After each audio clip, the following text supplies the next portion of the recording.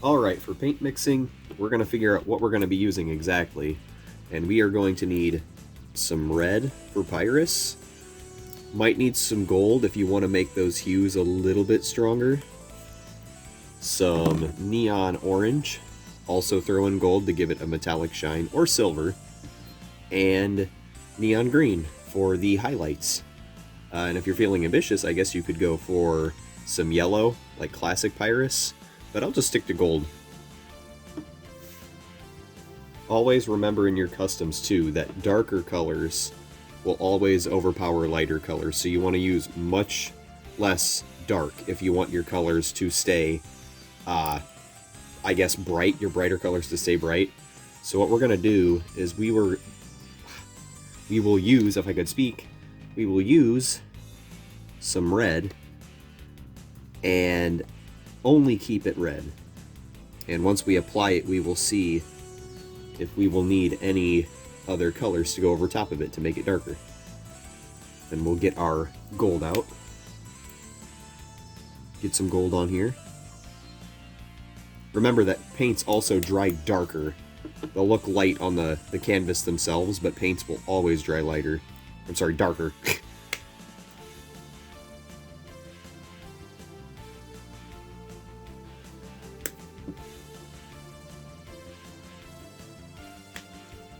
Once you get all the paints on here, just mix as you please.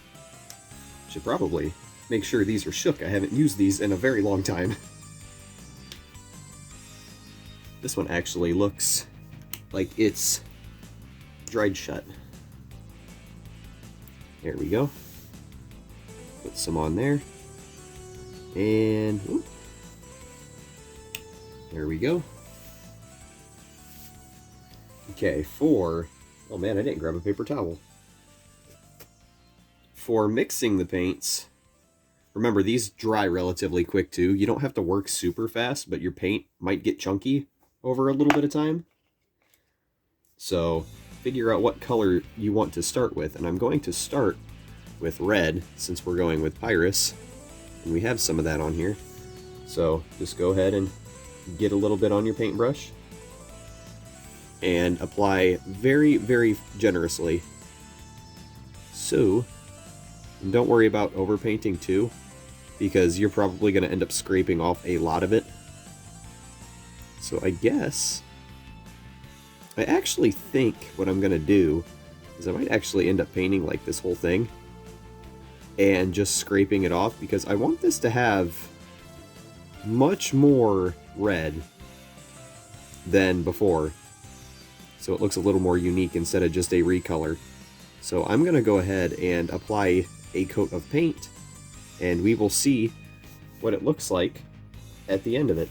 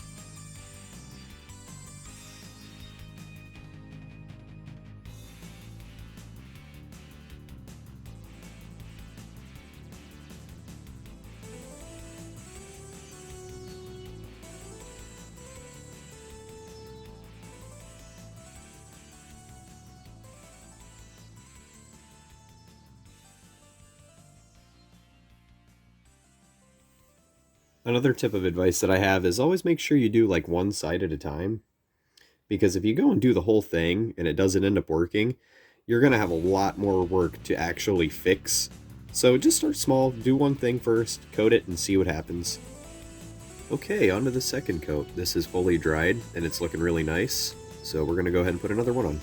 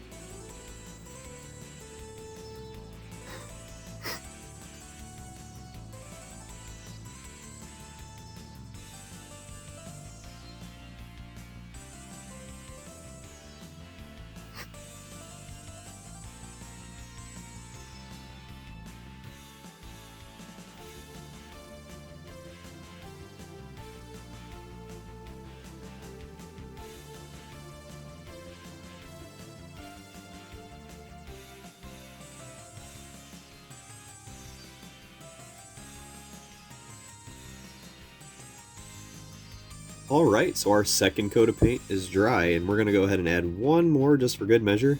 But I'm really liking the way this is turning out. I kind of want the claws to look more claw-like, because on the other Skorporos, the only thing really bringing out the claws is like these weird purple and black designs, and I just was never a huge fan of that. So we're actually going to make these look like big claws.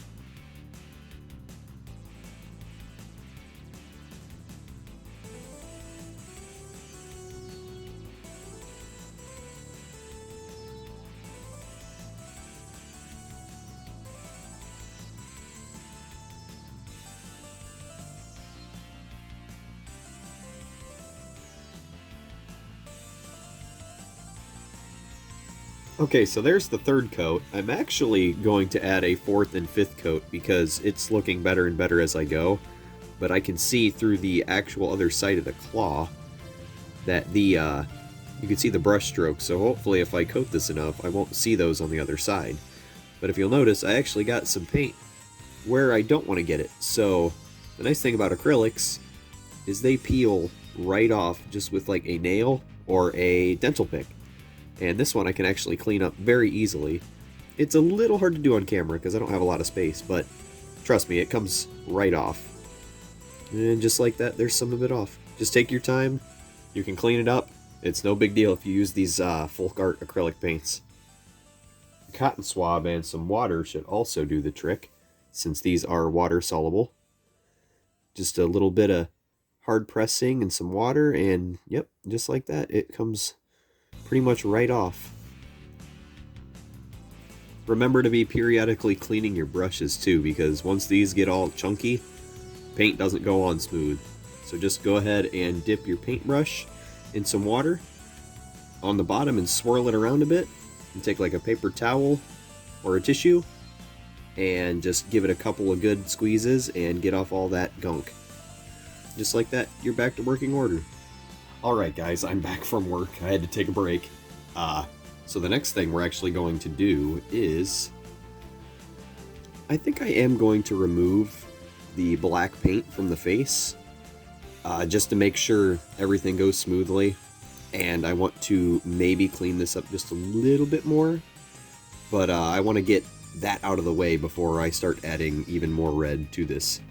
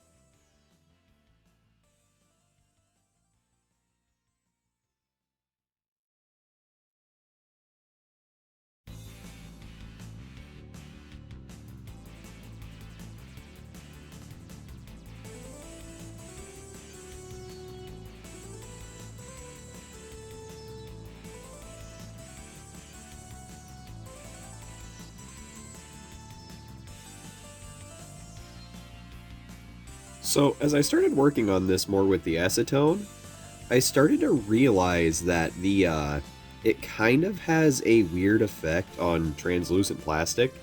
It might even be for normal plastic too. But don't work it too much because it seems to take away the glossiness, which is kind of interesting. I think it kind of bleeds into the plastic because it's so strong. So if you do end up stripping stuff, don't rub it too much. Alright, pretty much every speck of black paint has been removed.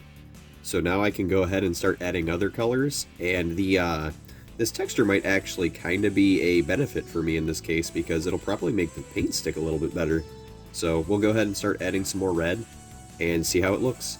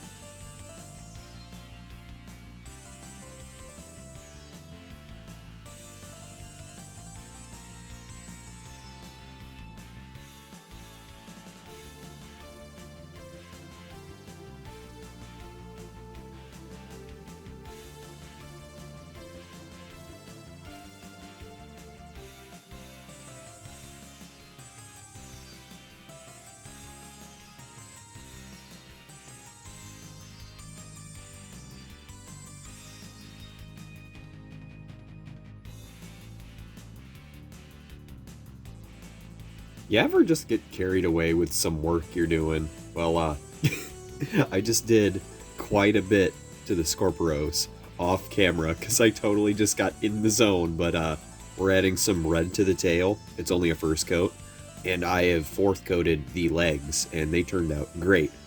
So after the red's all dried and whatnot, we'll go ahead and flip to the other side.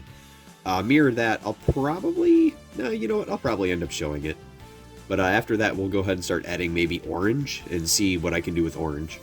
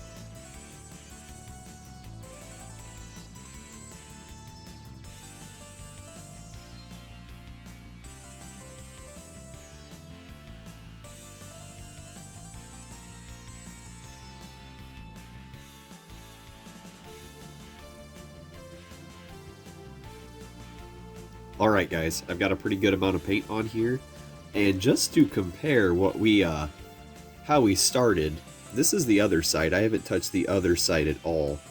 And when we flip it over, this is what we've got. Now, this looks super freaking sick. I'm like super happy with how this is turning out. I can't wait to throw some orange on it. Even then, man, I'm kind of apprehensive just because the red and the green look so good.